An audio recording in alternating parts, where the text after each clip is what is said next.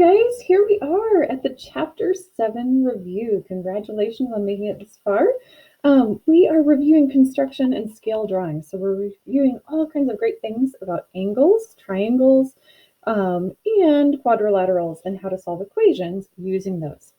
Now, this is helpful, and that's the final part, the scale drawings, because as you grow up and become architects or engineers, or even just want to plan a house remodel or rearrange your room, being able to draw scale drawings is a super important life skill. And everything you're learning right now is going to help you, whether you go into construction or home design or any chosen career. So here we go. Over here is our vocabulary. You need to either have a printout of this or you need to have a piece of paper so that you can write this down and follow along. Now remember, if you're watching on the video, you can press pause if you need to write these things down if you don't have the printout. Here we go. So adjacent angles. If we have angles like this, okay, this is called a transversal. So we have two lines that are crossing. Anytime we have angles that are next to each other, those are adjacent angles, okay? So they touch, they share a side. And you might want to write something like that, share a side. This is your option to take notes as we go along. Some of it is here, but if there's extra little reminders you need to write, that's a great skill as you take notes. Next up, we have vertical angles. If we have that same transversal, vertical angles only share vertex, which is that tippy tip point of the angle. So here, I'm going to use a different color pen. These would be vertical angles. They're across from each other. Or if we were talking about these would also be vertical angles. Now, the important thing is that they have the same angle measure. So if you were to say this and this, they're both equal. These yellow angles, they're both equal too, because vertical angles are always equal. Now, adjacent angles are not necessarily equal, okay? In this situation, they would add up to 180, but they're not necessarily equal. They're just neighboring angles. But that gets us to complementary. All right, super hard to keep track of complementary and supplementary. So I want you to imagine that you have a really nice 90-year-old grandmother. And she loves to give you compliments. And every time you show up, here's your grandma, and she's so happy to see you. And she just thinks you are the best thing in the universe. And so she's always giving you compliments. Okay, so she's 90. She's kind of old, but she thinks you're amazing, and there's compliments. Okay, that's how you remember 90 degrees complementary angles, which means they add up to 90 degrees. You're used to seeing this little symbol that shows you, hey, this adds up to 90 degrees. It's a right angle, right? So maybe you have two angles. You have this one, and then you also have this one. But if you were to add them up, they would be 90 degrees. So if this one was X and this one was 70, you would say X plus 70 equals 90. So knowing what kind of angle it is allows you to solve for different angles using algebraic thinking, because you guys are awesome. Here we go. Now supplementary angles are going to add up to 180. So this is also known as a straight angle, or, my goodness, it looks like a straight line. Okay, so if they add up to 180, we would say this angle and this angle are supplementary angles. Okay, so if we said this one was 60 and this one was X, you could say 60 plus X equals 180 and solve for X. Okay, now a right angle, we went over that just a little bit. We're going to classify angles is 90 degrees. An acute angle is anything less than 90, and an obtuse angle is anything greater than 90. Okay, so get used to those. Hopefully you've heard those before. We're on to page 2. Now we are talking about congruent angles. They just mean the same.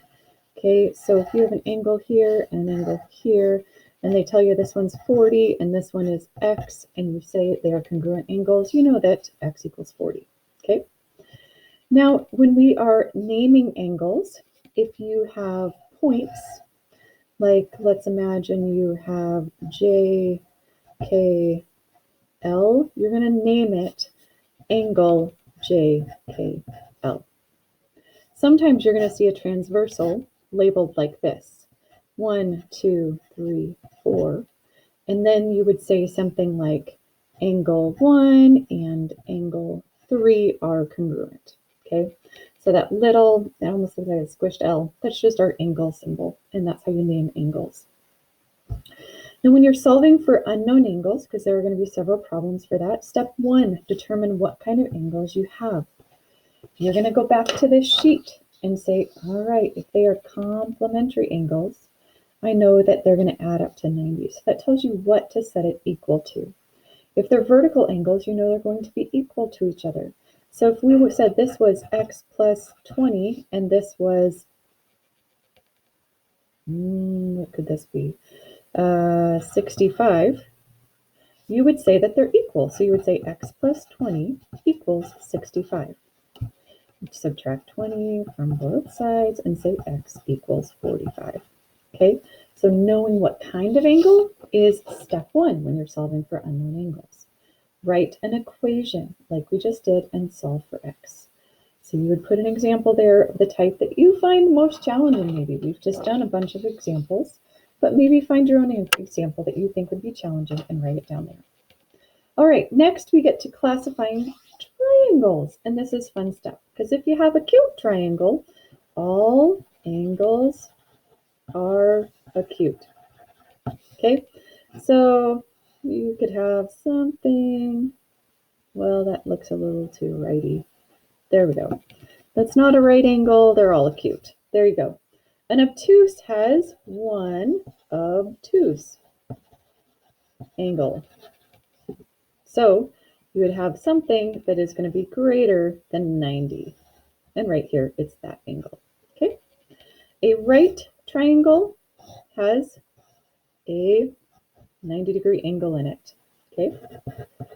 And equilateral, these are such nicely balanced triangles that all angles are equal. Okay, there we go. So that's classifying them.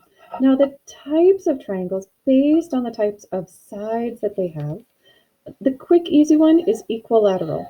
Okay, all the sides are the same, and usually you'll see it marked like that. Isosceles is the hardest one for me to remember, so I'm going to have you draw a picture of a shirt, okay, with 2 sleeves, all right, 2 sleeves. That's what you have to remember with isosceles. It has 2 equal sides. So this side is equal to that side. Scalene is just all crazy. None of the sides are equal. So no equal sides. All right. So if you're solving an isosceles triangle, and let's say this side is 16 centimeters long, and this is x plus 2, you would set them equal because you know that they're the same. So you would say 16 equals x plus 2. On this one, if you knew this was 2x plus 3, and this side was x plus 14, because you know the side lengths are equal, you can set that equal to each other. And you could say 2x plus 3 equals x plus 14. And then combine your like terms, remember? So maybe we'd say minus 3, minus 3. Now we have 2x equals x plus 11. Subtract x from both sides, and now we have x equals 11. And we've figured out the side length for this lovely equilateral triangle. Okay? And we are down to our final page here, you guys. So I'm going to make this quick because it's getting long. A parallelogram has 2 sets of parallel sides. Now that is not 11, that's a symbol for parallel, okay? So we have 1, 2, there we go. A pair, there's a pair, those are equal, and those sides are equal. So 2 sets of parallel sides. A rhombus has 2 sets of parallel sides that are the same length. So if I can draw this correctly, They're all the same length. It's like a square that somebody sat on right there and kind of squished. And so it's two sets of parallel sides, all sides equal. Okay. Now a rectangle has two sets of parallel sides and four right angles. You probably are used to seeing rectangles since you were a kid, right? But this is just our fancy notation to let you know, hey, those sides are equal and they're all right angles. A square, four equal sides, all right angles. Okay, hopefully you're used to seeing that.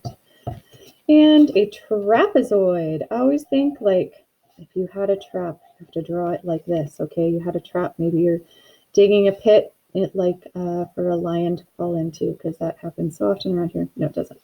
All right, a trapezoid has one set of parallel sides. So this is parallel to this, okay? So they have one set parallel. And a kite is this unique form where there's almost a line of symmetry that goes down here. And so they have two equal sides that are reflected kind of across that mirror there. Now, the cool thing about quadrilaterals is the interior angles of any given quadrilateral always add up to 360. So if you knew this was X and 70 and that looks like about 90 and let's say 30, you could say X plus 30 plus 70 plus 90 equals our sum total of 360. And then you could solve it for X. So you might combine these and simplify and say X plus 190 equals 360. Then you're going to subtract 190 from both sides and find X equals 170. Okay, so obviously not done to scale, but you understand how to do that. But when that leads us to scale, when you are drawing a scale drawing, a 2D scale drawing, let's say I was going to draw a scale drawing of this pen. Well, it's not going to fit there in that box. So if I said, well, goodness, this is what, maybe 8 inches long, and I wanted to draw just a 1 inch long pen here, I might draw something that looks like this. Okay, and there's my cap, and there's the little thing. There we go. So there is my 1 inch scale drawing. Now, a scale would mean that for this drawing, 1 inch is equivalent to 8 inches in real life. Okay, and that would be our scale. And that's down here, the ratio comparing the drawing's measurements with the actual measurements. Okay, now let's imagine another figure that's actually like a 3D model. You see that cube? Let's imagine it was giant. So if I draw a 1 centimeter cube, this is a 3D drawing. This is a scale model, right? Actually, a scale model would be something like this. It would actually be 3-dimensional. So it's not just going to be a drawing. It's going to be an actual model that is 3-dimensional. So if I wanted to build a box that was like this, only it was like, let's say this is 1 centimeter and I wanted something that was 1 meter long. And so this is 1 centimeter in each dimension. And then we're going to actually call this 1 cubic centimeter because that's what it is. And our final product needs to be 1 meter squared.